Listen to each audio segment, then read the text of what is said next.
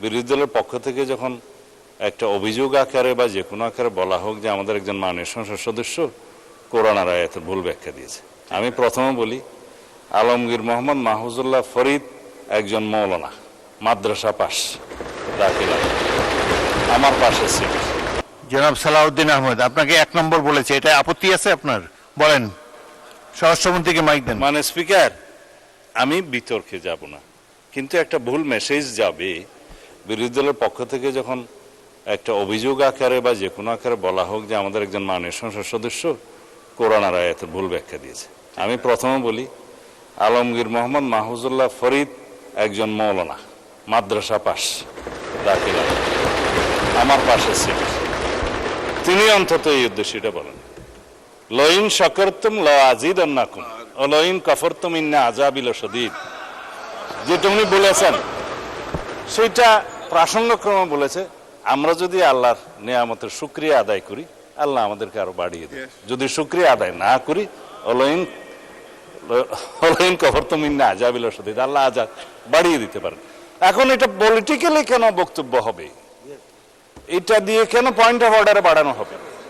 এটা ঠিক হয় না মাননীয় স্পিকার। তিনি বলেছেন, সৎ উদ্দেশ্যেই বলেছেন, এবং আমরা যেন আল্লাহর শুকর গুজার করি। এইটাকে পলিটিক্যালি আমার মনে হয় মিস ইন্টারপ্রিট করা ঠিক হবে না মাননীয় স্পিকার। আমরা এই 92% মুসলিম দেশে, জনসংখ্যার দেশে, আমাদের এই মহান জাতীয় সংসদে কোন সংসদ সদস্যের বক্তব্য যদি ভুলক্রমেও ইসলামের প্রতি অবমাননা যদি মূলক হয়, এটা আমরা নিন্দা করব, কিন্তু এইভাবে পলিটিক্যালি ইউজ করা ঠিক হবে না মাননীয় স্পিকার। ধন্যবাদ। ধন্যবাদ মাননীয় সদস্যবৃন্দ।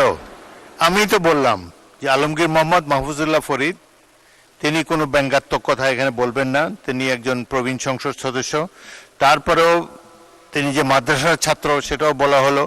আপনারা নিশ্চয়ই হয়তো ওনাদের চেয়ে বেশি জানেন, অনেক আলেম ওলামা আপনাদের মধ্যে থাকতে পারে, এটা নিয়ে বিতর্ক হোক এটা চাই না। আমরা সবাই মুসলমান, এখানে অধিকাংশই মুসলমান, এই দেশটারও 92% মানুষ মুসলমান।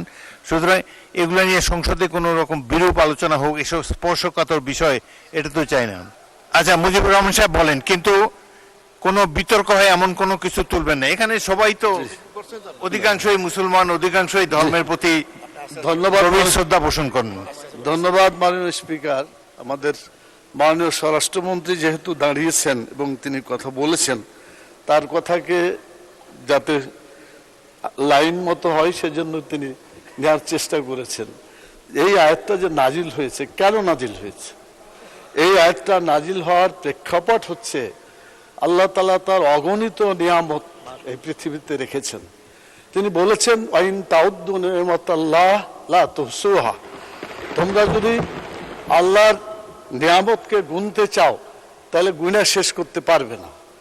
যারা আল্লাহর এই দুনিয়ায় আল্লাহর নিয়ামত ভোগ করছে, আমি কথা বলছি, এটা আল্লাহ আমাকে একটা নিয়ামত দিয়েছেন, অতএব আমার মুখ দিয়ে আল্লাহর বিরুদ্ধে কোনো কথা আমি বলতে পারি না। আমাকে যে শক্তি আল্লাহ দিয়েছেন, এই শক্তি দিয়ে আল্লাহর বিধিবিধানের পক্ষে আমাকে কথা বলতে। ধন্যবাদ। মানুষ শেষ করি, 1 মিনিট শেষ হবে। আমাদের মাননীয় স্বরাষ্ট্রমন্ত্রী উনি এটা নিয়ে গেছেন, বিরোধী দলকে বাজেটের প্রশংসা করতে হবে, এটা যদি প্রশংসা না করে তারপর আযাব আসবে, এই দিকে নিয়ে গেছিল উনি। এই কথাটা মোটেও সঠিক না। আমি বলতে চাই যেটা, ধন্যবাদ, কথা এটাই হয়েছে মাননীয় স্পিকার। আমার মনে হয় আপনি যদি প্রয়োজন মনে করেন একজন আলিমের কাছে যে বলবেন, কোনো মানুষের অবদানের কথা এখানে বলা হয়নি।